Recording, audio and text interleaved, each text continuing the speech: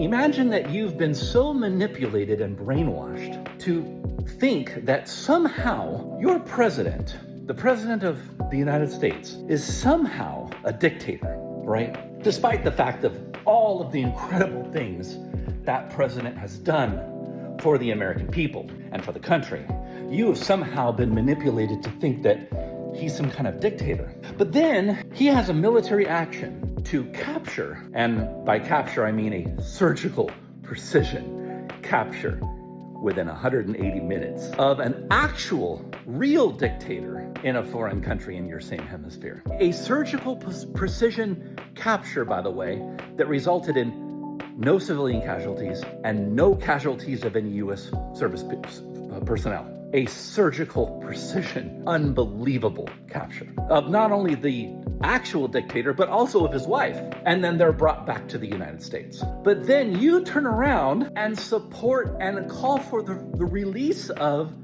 the actual dictator while you think that our president is a dictator. I mean, you cannot make this stuff up. But this just goes to show the level of the pure brainwashing and manipulation and intellectual deficiency of people on the left who support Maduro and are protesting against his capture. When all over the world, Venezuelans, all over the world, literally almost every single person in Venezuela, or even who just has Venezuelan ancestry, is doing things like this today.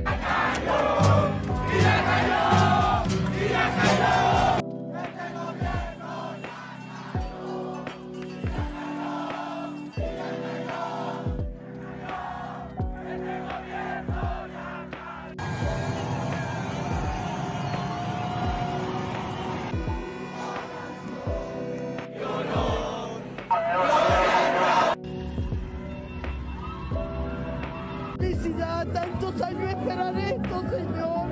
Gracias, Señor. Ay, Dios mío, esto es una alegría inmensa. Gracias, Señor. Gracias al presidente de Estados Unidos. So literally, the entire world population of Venezuelans, not just in Venezuela, but also the United States and other countries around the world where they've migrated to from Venezuela, or whose family or whose parents did, they're all celebrating. They are all thanking President Trump for finally giving them a future, the ability to be free from oppression that crushed them under the boot of socialism, going all the way back to Hugo Chavez and then Nicolas Maduro, who has now finally been captured. See, here's the other thing that a lot of people don't even know about. Venezuela, as far as resources, natural resources, is the wealthiest country on planet Earth.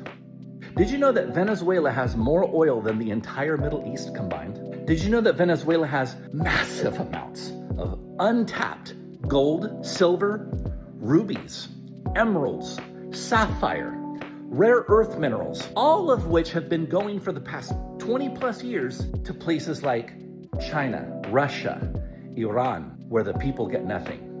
Prior to the 1950s, before socialism took over, the average Venezuelan was richer than the average American citizen. Did you know that? In fact, it was Venezuela and Argentina that were the two richest countries in the entire Western Hemisphere. There used to be a saying up until the 1950s when socialism took over Argentina that said, rich like an Argentine. Look it up if you don't believe me. Now the people of Argentina will not know now that they have Milei. And Milei's been doing incredible things in Argentina. But up until recently, Argentina was also just like Venezuela. Did you know that the people of Venezuela were starving so much that the zoos are practically empty? The people didn't have anything to eat. So they literally broke into the zoos and ate the zoo animals. But I mean, can you blame them? I mean, if you're living in a country where you're literally starving to death and there's no food because your socialist government has collapsed everything, but there's some fresh zebra meat just down the road, I mean, what are you gonna do?